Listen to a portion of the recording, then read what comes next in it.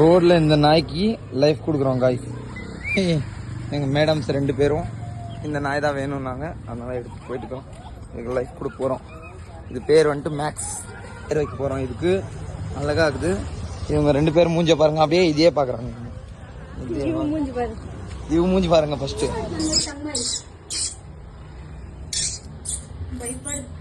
Come come guys, இது விளையாடிட்டு இருக்கு காய்ஸ். புவி பார்த்தோம்னா உன்னிப்பா கவனிச்சுட்டு இருக்கிறா.